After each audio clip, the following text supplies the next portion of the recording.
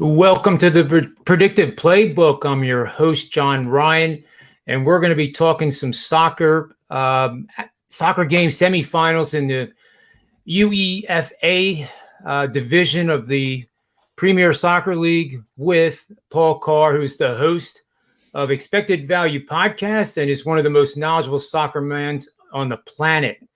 He's formerly of ESPN Stats and Info and huge sports data analytics mind that will provide unmatched insights into the pair of second leg UEFA soccer matches starting tomorrow at 3 o'clock. Last week, Paul hit both of his picks, although admittedly he said that they didn't look so good there at the half, with under 2.5 in Real Madrid-Chelsea and his second pick on Man City to win, though they were down 1-0 and pretty much getting dominated by PSG. So welcome to the show, Paul. I'm glad that you're here to talk about the second leg. My first thought in learning this semifinal, where it just seems like it's an extended halftime. Yeah, they had the first leg and now very, very long halftime. And you got to remember that when you do these bets. Yep. Yeah, that's kind of the cliche way of describing it is, it's you play the first leg and you are at halftime, and then they switch venues for the second leg.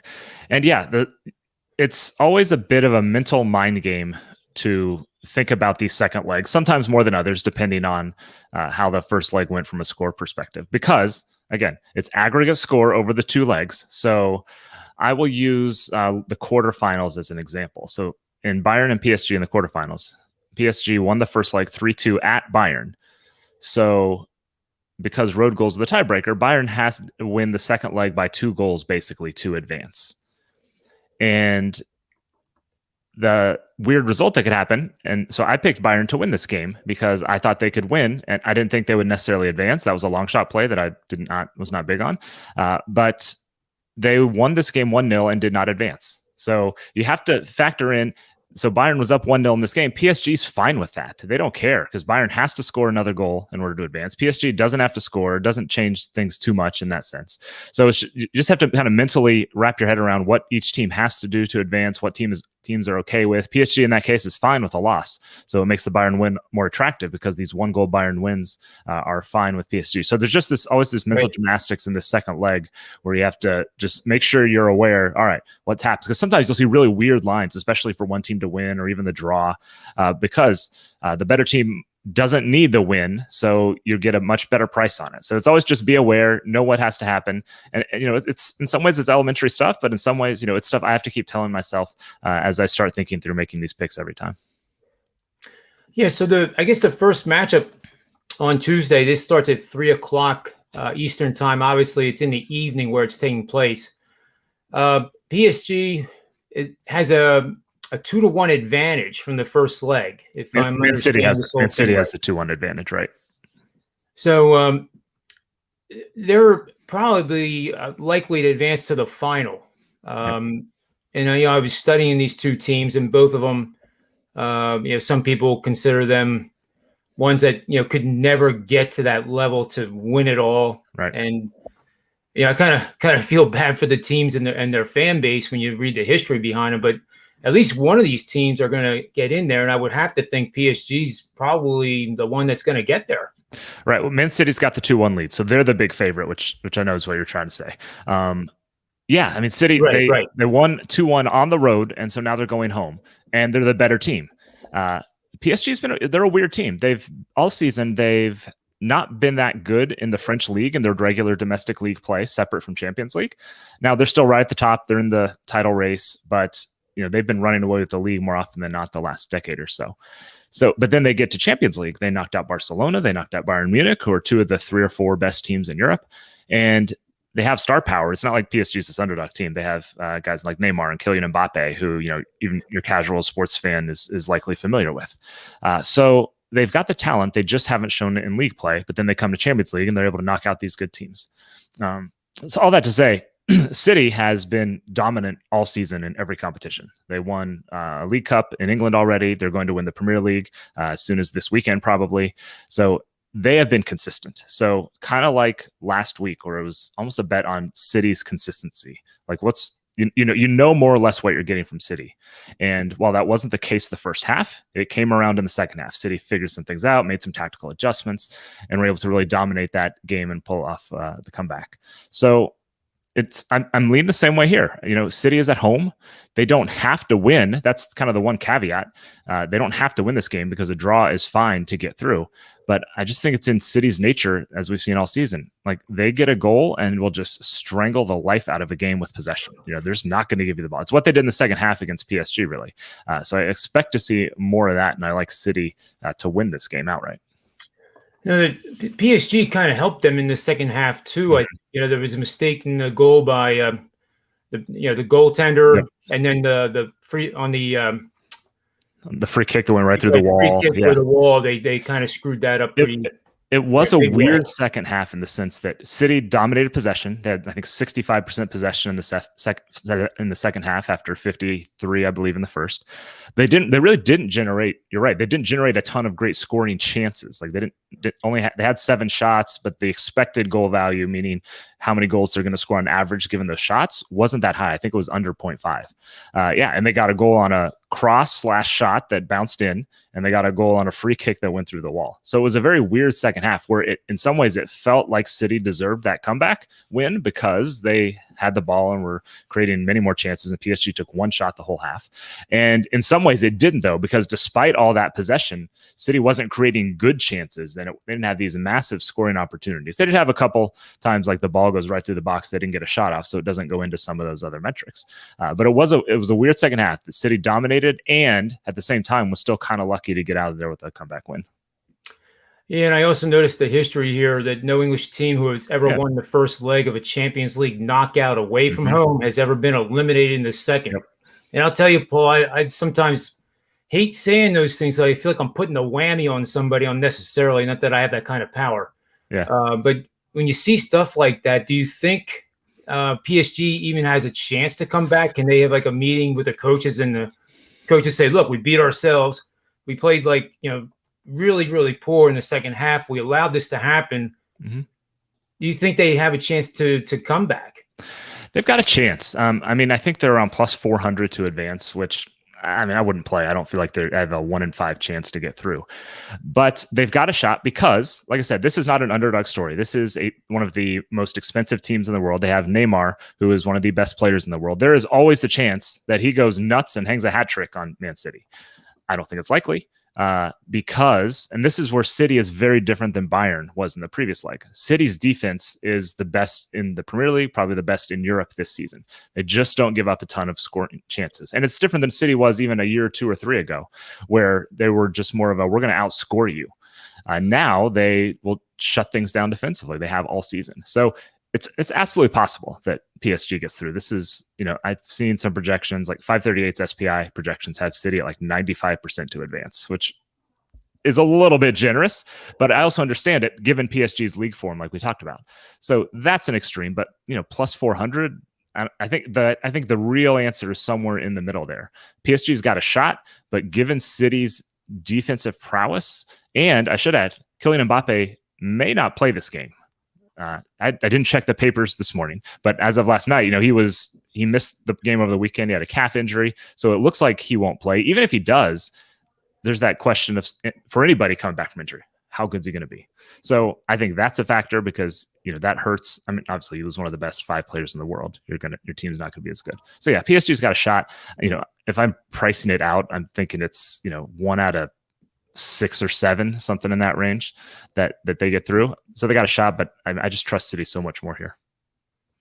Yeah, I can't make a case for him either. And, if you can't either, and you're the expert, it's kind of an uphill mountainous climb for PSG. They'd have to have a lot of breaks go their way. And it didn't seem like City is the type of team that would be error prone in a situation like this. Now with the total of this game, conceptually, I think, okay, well, they have the 2 away goals. They have the win. Do they just sit on the lead then? Everything is defense and, literally like in the NFL, don't let anything get behind you. Yeah, they might because, you give up that 1 goal to PSG, you're down 1-0 and you're still advancing. So they might. I don't think it's in City's nature to do that, especially I would guess early on, or maybe they feel it out early and then kind of ramp up the pressure offensively. But I would guess it's going to be the opposite, where City may try and get that one goal early, and that it wouldn't necessarily kill the game because PSG's got to get 2 regardless. If City scores first, PSG gets 2, then you're going to extra time, that sort of thing. I don't think it's in City's nature, and they have so much talent offensively, they can almost accidentally start creating chances at times. So given that PSG has to press also to try and get those goals, they have to get 2 again, at least. I just don't see City just completely sitting on this. It could be very tight. It could be, City sneaks a goal late, and that's all they need. So I don't see this being high scoring. You always run the risk in these second legs, especially that, 1 goal, 2 goals, and things can just get crazy. So yeah, if somehow PSG, gets a penalty and a breakaway, and suddenly they do have 2 goals and they have that lead, then this game's going to get turned on its head because City's got to press. PSG's on the counter, which they love. So there's always a chance in soccer. 1 red card, 1 penalty, 1 funny bounce, and things just go completely upside down. So yeah, so I'd lean toward unders if I'm looking at this game. Under 2.5, you're probably looking at like plus 140, plus 150. If you want to play under 3.5, I think that's even safer. It's probably like minus 160 is my guess. So yeah, you can get the under 3 is always an option there that you saw, which was I think minus 115 or so as you flashed up. So yeah, I would lean under if I'm making a play on a total here.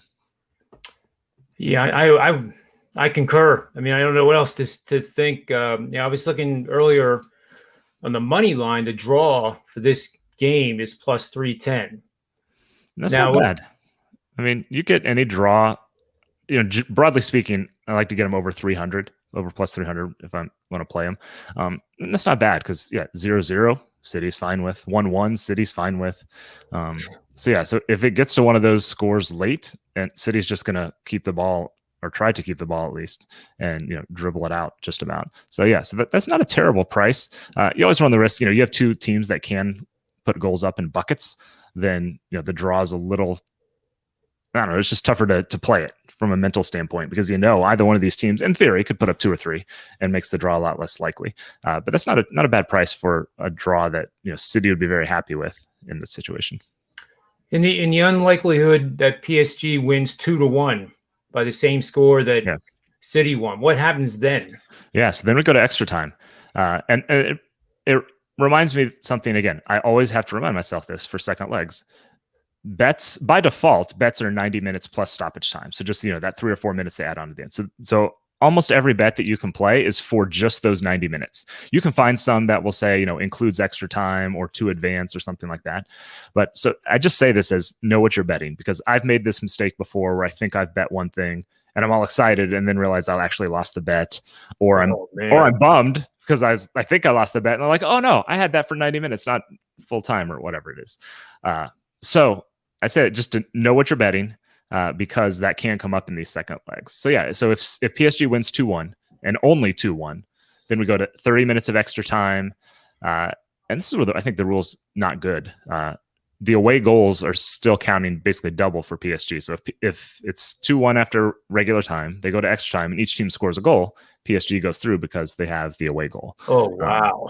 Which, I kind of get using away goals as a tiebreaker during regulation, but PSG would get another 30 minutes that Man City would not have to try to score an away goal, which I think is unfair, and I think they should change. And they've done that in some competitions, but not this one yet. But that's it. If it's 2-1, it goes to extra time. If it's still level after extra time, they go to penalties to decide who advances. So somebody's advancing tomorrow and Wednesday in these games, one way or the other. That's pretty wild. I was just thinking, can you imagine that in the NFL where you go into overtime and the home team scores first in the overtime, and then the away team scores and the away team runs off the field with a victory? Right. Yeah. The Ravens win 24-24. Yeah, that would be, I think, unacceptable in many of the cities that I'm thinking of right now, for sure. Oh, yeah, things would be on fire probably. And for what it's worth, DraftKings actually has the total at 3.5. The over is plus 140, under is minus 175. Yeah, I'd play that under about that price. I mean, I just have a hard time seeing this get to 4 goals. I mean, it's of course it's possible. At that price, it's going to happen a third of the time or so. But yeah, 2/3 of the time, I think you're definitely having 3 or fewer goals. So that would be the way I'd go on that one. Yep. All right, so let's move on to the second leg of this event, which is Real Madrid going up against. I'm trying to find the notes Chelsea. here. Yeah, Chelsea. It's right in front of me. So with this matchup, this is like a totally different. To a novice who's learning from you, and that's kind of the neat thing about this show for beginning bettors in soccer, is that it seems like the winner between PSG and City, which is going to be City, pretty much has the leg up to win the whole thing. Yeah, City 100% the favorite overall. Yeah, I thought through the PSG, sort of PSG Chelsea or PSG Madrid matchup is going to be pretty even, I think. I'm guessing from a betting standpoint. The City is, the clear-cut favorite. Even before the semis started, they were head and shoulders the best team in Europe among those four remaining. Well, I do believe that they are the highest net worth franchise in the world, even higher than the Yankees and anybody else here in North America. So it would stand to reason that they are able to put together teams because of the financial clout they have. Right. They're funded by basically Qatari oil sheiks and such. And the City's an interesting story because until 10 years ago, 12 years ago, they were they were not in the top 6, the top 4 of the Premier League. They'd won a couple league titles back in the 60s, I think. But they'd been relegated. They're in the second division.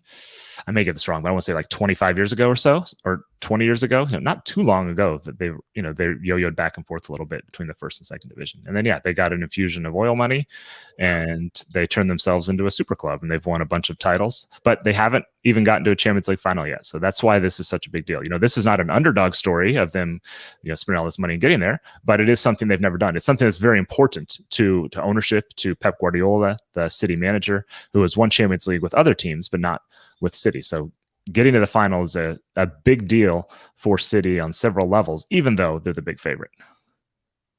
Yeah, that's quite interesting too. And I guess the same thing applies with Chelsea here, because they really have not defeated Real Madrid in an official fixture, and then it'll be history if they would win on Wednesday.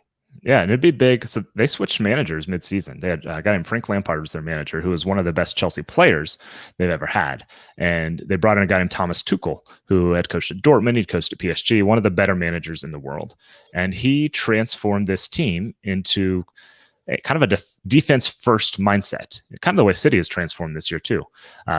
This is why the stat I keep repeating everywhere possible. They've had 20. I'm gonna get this right here. 22 games under Thomas Tuchel since he took over in January. 23 games now. 23 of those have had 2 or fewer goals. He just locks it down. They still have lots of offensive firepower. If they wanted to, and there was one game where they kind of lit it up and hung 5 goals on a terrible Crystal Palace squad. They have the firepower, but that they are, again, sort of like City. They're choosing defense first, choosing to keep the ball away from your opponents. That's your defensive strategy in some ways.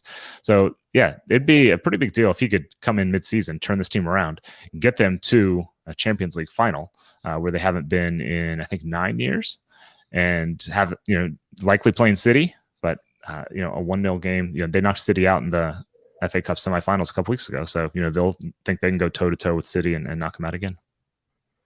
So again, if they get there, of course. Yeah. And that's why they play the games, clearly. Yeah.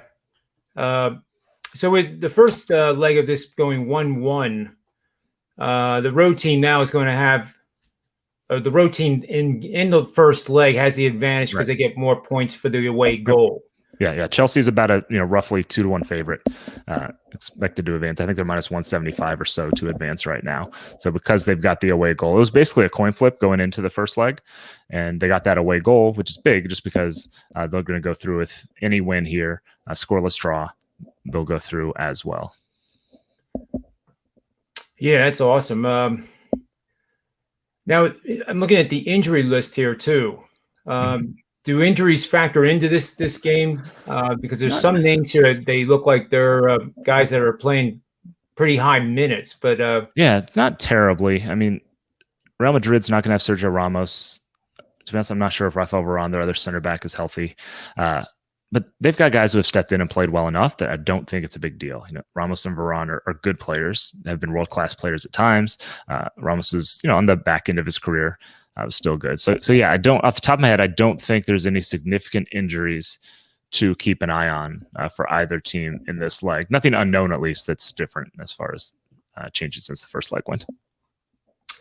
So I guess if I'm reading between the lines, not trying to speak on your behalf, but my guess is that you're going to say something like a 2-1 Chelsea win over Real. I mean, if 2-1 would surprise me, to be honest, just because more for the volume of goals, not the Chelsea win, but just 3 goals. As I said, 20 of 23 games under Tuchel have had under 3 goals. And this is where I always try to play out, how is this game going to go? What is going to happen? So let's just kind of tick through scenarios. Chelsea's fine with a 0-0 game. If it's 0-0, that's fine. They're not going to press. They're just going to prevent Real Madrid from doing something. If Chelsea scores first, they're going to shut it down, as much as they can, the same sort of thing. Because they'll have a cushion, because if Madrid scores, then they go into extra time, that sort of thing. But they'll have that 1-goal lead and shut it down. Let's say Real Madrid scores first. They are going to want to shut it down offensively. They've got that away goal. It's not the away goal so much as just being up 2-1 on aggregate at that point. Again, they have a cushion, but they are going to try and shut it down, maybe get a goal on the counter, that sort of thing. So I feel like whichever way this game goes, it's going to, at least one of the teams is going to be super inclined to keep this defensive and really prevent opportunities. And so for that reason, I like the under of 2.5 here. If I had to put my life on the line or something, I would think Chelsea would advance here. I'm just kind of playing the numbers and probabilities, of course, but just almost any way this goal goes, even if it's like the first game where they come out wide open, which was surprising, and they each get a goal early, like going into extra time is not the worst thing for either team. Chelsea, again, probably wants to avoid it since the Madrid away goals count double basically in extra time. But I just see like the way this plays out, the most likely things are that it's going to be a low scoring, and one or both teams are going to be okay with keeping it low scoring. Keep it 0-0 toward the end, and then both teams try to steal a goal. That's not an unlikely scenario either. 2 questions for you. Yep. Over here in North America, on this side of the pond, there's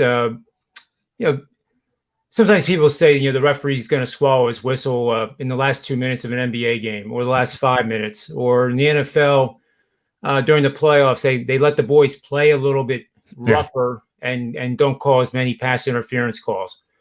Does that occur in a situation like this, where the referees will do everything they can to avoid those dreaded yellow and red cards? A little bit. I mean, I believe, if I'm not mistaken, penalties are actually up in the Champions League and Europa League. Wow. The European competitions tend to be higher than the domestic leagues, which, that I don't know if it's unusual, but it's just kind of the nature. Like Premier League tends to be more physical, and so there are things you might get away with in the Premier League you won't in Champions League. I don't know that it's an unusual amount of caution that you'll see on behalf of the referees. Then I think there's probably a little bit of reluctance. You're going to make sure that red card is, you got to earn the red card, so to speak. So you'll see some of that. But I don't know that it's out of line than something you're normally going to see, early in the competition, or even kind of in your, big games on a league schedule, something like that. So there's something to it. But like I said, penalties are actually up. Part of that has to do with how the video review works, which is kind of a little bit different in every competition. So penalties are up. That doesn't necessarily mean that yellow cards and red cards are up, because obviously you can have a foul without in the box and concede a penalty without picking up a card. So I guess that's kind of a long way of saying not too much, but keep an eye on the penalties, because they have popped a little bit more in this competition than some of the domestic leagues this season. That's very interesting. So it's a function more of the players playing more aggressively because of the situation. I think so. Yeah, there's some desperation to it. Up. Yeah. You're so desperate to prevent a goal, and you got guys at the highest level, and they've got the confidence. They think they can do this. Knock the ball away without taking the player out or whatever. So yes, there's a little bit of that there. Now, in the game itself, what would be a scenario to look for during the game where you would see one of the teams start to press, or go into that shutdown mode? What markers are out there to look at that would say, okay, this team's now shutting it down. You can tell by the way they're structured on the field, aligned. I mean, generally, you're look at how many players are crossing midfield. I mean, that's kind of a super simple thing, but as we'll say, Chelsea is moving the ball forward. That they work in the opposition half. How many guys, especially if there's some sort of kind of a breakaway opportunity, like how many numbers are they committing forward? Maybe if you've got a lead, if they're sitting on a lead and are super cautious not to concede, it might only be 2 or 3. Or if they've got to get a goal, it might be 5 or 6. It could be somewhere in between. This is obviously generalizing because there's a million different scenarios and positioning and all that stuff comes into play. But yeah, how many guys are crossing midfield in various circumstances? If you have a corner kick, how many guys you get in the box? If you're sitting a lot of guys back to protect against a quick counterattack, that's something there. So that's kind of the general rule of thumb, is how many guys they're putting forward, how is this changing, and just kind of how there's a freneticism to a pace. When you really have to get a goal, you're not just kind of sitting around feeling things out. You're trying to go forward, you're trying to go vertical more than horizontal. So it's just kind of it's a pacing thing, it's a positioning thing, and also you could look at the opposite of the moving guys across midfield is kind of the defense standpoint. Like, what's your structure like? Generally, if you have 4 backs, if it's later in a game and you're not interested in moving forward, it might almost turn into a 5-back set, or you just drop guys into different spots, so your fullbacks on the outside aren't moving forward as much. So yeah, it's just kind of where's everybody on the field, and what are you leaving behind the ball in order to keep the other team from getting a quick strike opportunity? Yeah, that's pretty awesome. Now, will a team that's in shutdown mode ever take a shot at just like getting a breakaway goal because they know the opponent's pressing? Oh yeah. And it has to leave holes in the defense, I would think. Absolutely. The other team's only leaving a couple of guys back, so to speak. I mean, you'll even see subs occasionally made for this. Put in your speedy guy up top because you're going to loop the ball in behind to try and hit him on the breakaway. There's a famous one for Chelsea with Fernando Torres. They made a Champions League run back in 2012, kind of in that vein. So yeah, you'll see it happen. It's again, it may not be with 5 guys rushing, but it may be 1 or 2, and that may be all they need, given that the defense is pressed forward to try and join the attack and make something happen. So yeah, you'll see some of that. Yeah, these games are gonna be great. And what I like most about it is that it's at 3:00 in the afternoon. Mm-hmm. No, absolutely. I feel like I'm living on the West Coast now. Right. No, I mean, it's a real thing. I mean, this is how I learned to follow soccer. I'm in college. What are you doing at 3:00 in the afternoon? Well, we're not studying. We're gonna, flip on the soccer games, and this is how I got into Champions League and such in the first place, 20 some odd years ago. So yeah, the timing is really nice for anybody who, obviously isn't occupied during these hours, and it's just kind of, you can flip on. Even if you're just a casual fan, like, it's a good casual watch. Soccer is an easy casual watch game because you can kind of half watch. You hear the rise of either the announcer or the fans, if there are fans, that sort of thing, and you don't feel like you're missing anything. Kind of half paying attention. There's obviously more you can take away if you pay more attention and that sort of thing, just like anything else. But it is a good kind of half watch in the afternoon sort of sport. Yeah, I can't imagine the pressure it's on some of these players, the stars, and especially the goalie. Mm-hmm. Even if it's not the goalie's fault and there was a breakdown in the defense, they're the target, and that's pretty hard to handle. I think the pressure on them is probably greater than say a quarterback in our Super Bowl. Yeah. Because plus if a keeper makes the save, like, the credit is out of proportion. You make a good save, the credit you get is going to be less than the blame you will get if you don't make the save.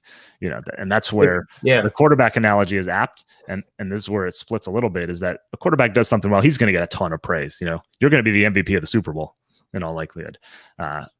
Whereas a keeper makes a couple saves, unless you're just making, save upon save upon save, or a high volume of saves, you're not going to be praised in quite that same way.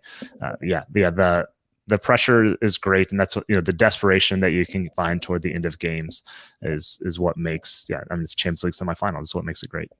Yeah, the emotions, right? That is what makes it great. It's like, again, I didn't mean to draw analogies to other sports, but I watch the Kentucky Derby every year, and it's just, it's the Super Bowl of that sport, and you just can't help to get caught up in those 2 minutes, with those horses running the way they do, and the same thing in all these championship games. So needless to say, it's going to be exciting. And I like what you said about the game sound, because soccer has a sound that it's like it's more than a buzz. And and it's not it's appealing. It's appealing to me. It's I've never really realized that till I started really watching these games closely. But it has a hum to it. And then because the game is continuous, I feel like it's almost there's just a wave of the sound comes up and down, whereas it's different. It kind of reminds me a little bit. Playoff baseball is kind of this way, where every pitch matters so much. It's almost a little more of a continuous thing than it is during the regular season, where people aren't as plugged in. You don't have as many fans, whatever. So there's a little bit of that because playoff baseball, every pitch kind of like or whatever it is. It's true. So there's an element of that in soccer that it is fun. You could almost tell what's happening just by watching a wave of the sound. A wave of the fans' audio during the game, and it's part of the emotion. It's unrelenting. You're going for 45 minutes. You get a little break, and then it's going again, and you don't get those breaks of TV timeouts. There's obviously some stoppages for injuries or out of bounds or corners or whatever, but it's different than any other sport. It's kind of a relentless pressure. You see that in hockey. It's like playoff hockey, especially where you're just like the tension just builds and is almost unbearable, even as a fan and as players. I don't know how they deal with it, but it's what they do. Yeah, I guess that's the better analogy, soccer to hockey, because if it's a one goal event and it's game 7, then the other team can obviously pull the goalie in favor of another offensive player to try to tie the game, and that's when it gets nuts. Yep. Yeah, fun stuff. Yeah, it is. So after this, and the two teams that get through, I have to be careful not to say win, because that's not necessarily the case. Yeah. They will meet for the championship game, and that takes place more than a week from now, right? Yeah, this is May. It's the end of May. I got the date right here. It is May 29th. So they get a month off almost from Champions League. They're still playing their league games. Some of the teams have cup finals and such. But it'll be a one-off final in Turkey, I believe, in May 29th. So they'll have plenty of time. It's the finale of the European season before they shift into summer gear for Euros and stuff like that. Yeah, I have to admit, it's hard to keep track of all these soccer teams and soccer leagues, but if I find myself, if you organize it by league, then you can start learning what are the big events, what are the championships, and it's all pretty cool. I'm still trying to get up to speed, knowing that this is the best of the best. Yeah, no, it's a challenge. It's pretty easy to figure out. But then there's literally dozens of other leagues around the world that are doing well, as franchises. It's really cool. I liken it. My analogy I always use is college basketball. If they ran the regular season and the NCAA tournament and the conference tournament, if they ran them concurrently instead of consecutively, that's sort of what it's like, because every country has its own league, just like all these different conferences in college basketball. And they're just playing them all. The simultaneous part is what is baffling to Americans. And it was baffling to me initially. I was like, wait, they just played this team, but now it's a different competition and there's different rules and you have different players eligible and all this stuff. And it is weird. It takes a little time to figure out. Playing FIFA helps a lot. That's how I learned a lot. Is like you play FIFA and you just kind of get the hang of it, because you're playing through a schedule with one team and you realize players are just things are different and how all that works. So that's an underrated way I think soccer kind of crept into the U.S. mindset, especially for younger people. So it takes some time, and it's strange, and things still pop up, and it is a lot to keep track of. It's hard. There's so much going on, and you have so many leagues and competitions that it gets weird. But it's fun and rewarding, especially when you get deep in these Champions League type of things. Well, at the same time, you are part of True Media Sports, which is focused on data analytics, and I'm sure you probably have a ton, mountains and mountains of data and databases on the soccer league. So that's one of many things that True Media offers companies, franchises, individuals.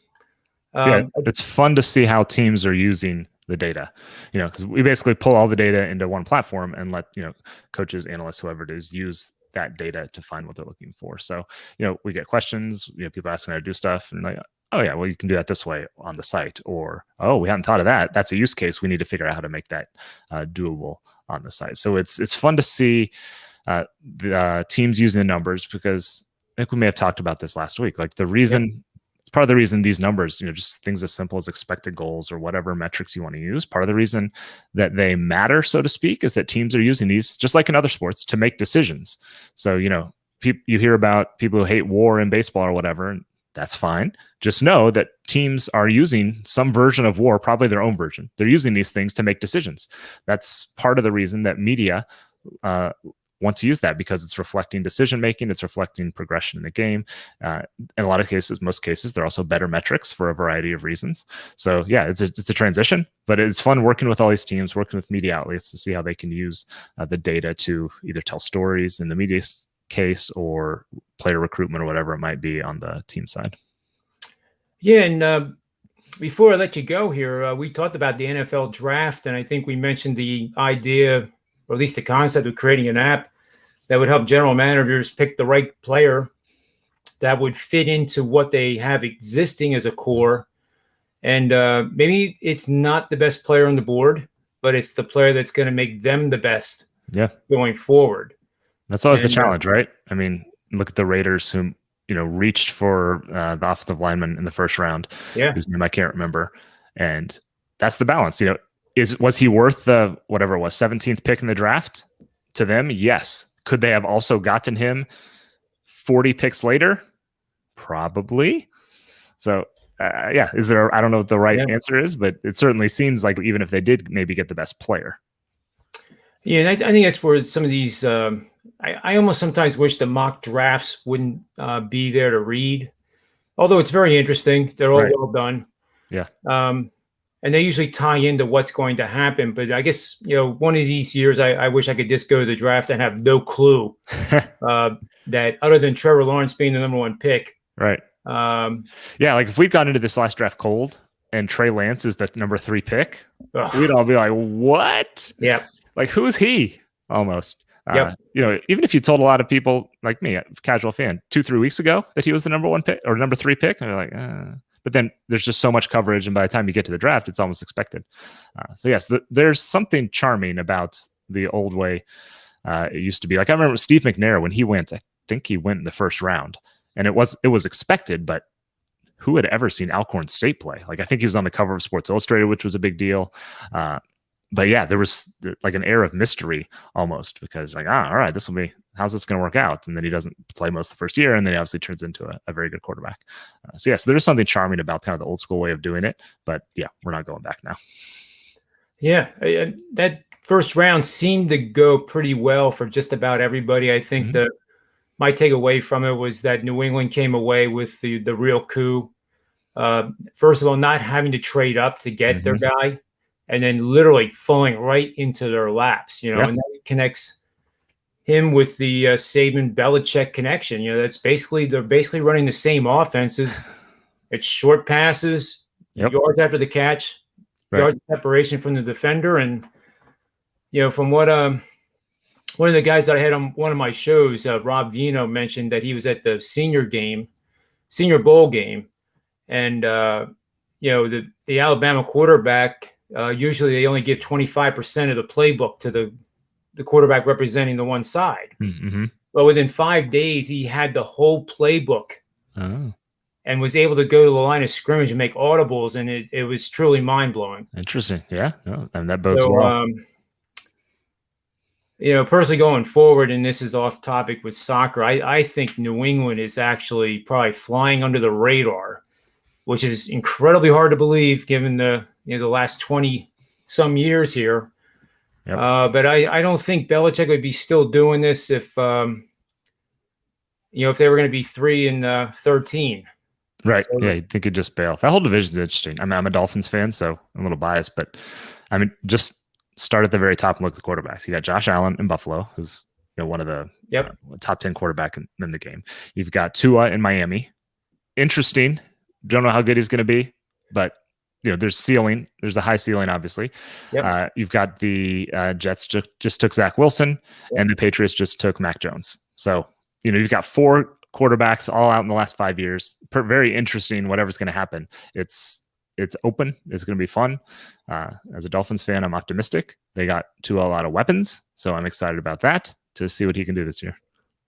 Yeah, there's no doubt. I think the Dolphins would be the one team that can probably go after Buffalo. I would put Buffalo still as the first. Yeah, they got to be. But the level, the playing field level of those four teams now has gotten a lot more even than any time probably in the last 20 years. Oh, yeah. The Jets did the right thing in the second pick of the first round, taking the offensive lineman, because you can have the greatest quarterback in college history stand on the field, but if he doesn't have any protection, I could be out there, and the result would be the same.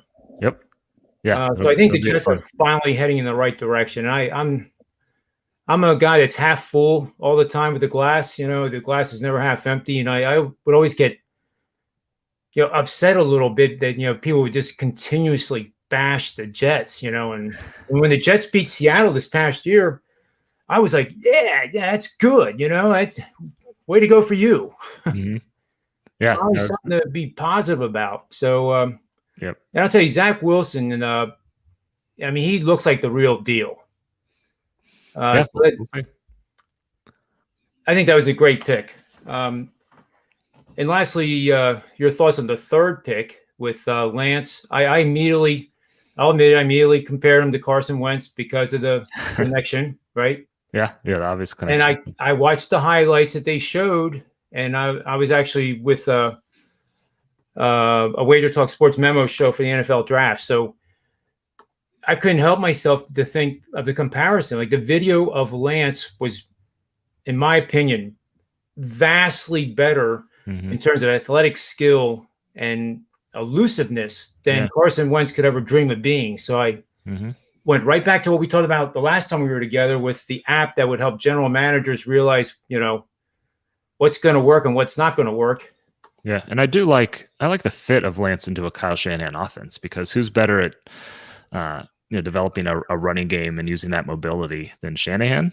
There aren't a whole lot. Like, you can see him fitting in very well with RPOs and whatever they might employ from an offensive standpoint. I mean, look, I don't pretend to be a scout. It's hard for me just to kind of wrap my head around, like, look, you're going to take this guy who played, 16 or 17 games at the FCS level, and that's his career. And that's tough for me to wrap my head around, but I don't know. Again, I'm not a talent evaluator, and so that's not my area. Just from a kind of a general perception standpoint, it's kind of the same thing. We're saying this when Trubisky was drafted, and I know it sounds like second guessing, and it kind of is, but like, you're going to take this guy who was, decent for North Carolina over someone Deshaun Watson, who was great for Clemson. I mean, I don't know. I don't know anything, but it just feels wrong, if nothing else. I think the one certain fact is that wide receivers now become pretty much a dime a dozen. Yeah, it's a weird thing to figure out. Like, again, Dolphins fan, have to get two weapons in this draft.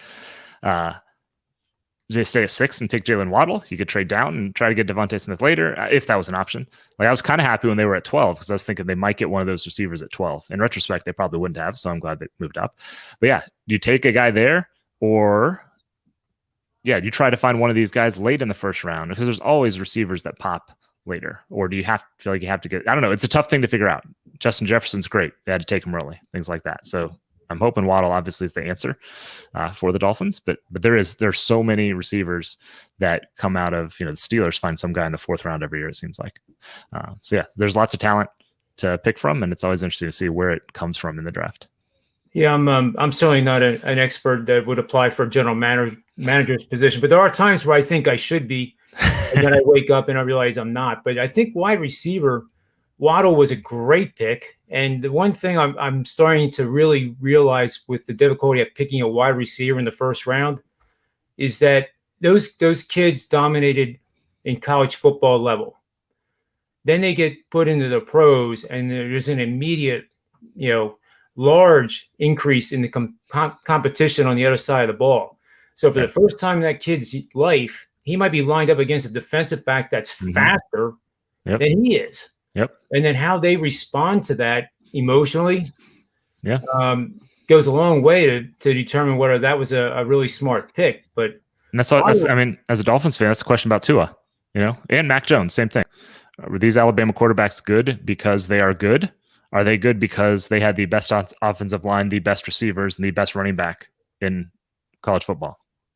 I don't know. they're both obviously a factor, and that's the really hard thing to tease out, whether it's trying to do it with numbers or trying to do it with the eye test.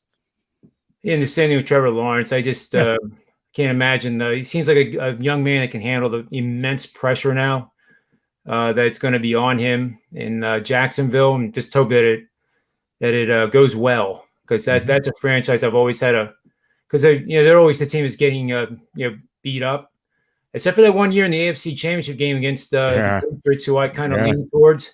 They should have won that game. Had a lead late. Yep, they had a shot. They should have won that game. Yep. But anyway, let's recap your soccer picks quick, and then I'll let you get on your way, and then we'll have you back probably once or twice between now and May 29th. Fits in your schedule, that would be great, because then we can really ramp up all the detail for the championship game. But for the semifinals here, I know we're under.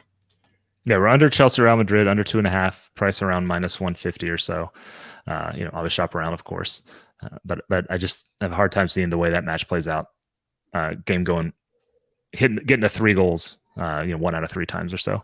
Yep. And let's see, Man City. I like Man City to win against PSG. I just think they're the far better team. This is, it's the who do you trust sort of thing. I know that City doesn't need a win to advance, but I just think it's in their nature, and they have the talent and ability to do that. And if they get a lead, they're just going to sit on it, and this game's over, and the series is over. So yeah, PSG might snag one and pull a tie or something, but I take City to win the game outright around -150. Sounds awesome. And I'm going to tell you, and no pressure. But that'll do it for this edition of the Predictive Playbook for the soccer UEFA semifinals, taking place tomorrow at 3, and then again on Wednesday at 3:00 p.m. Eastern Standard Time. So, Paul, thank you very much for being on the show. For him, myself, and the Predictive Playbook, may all the wins be yours.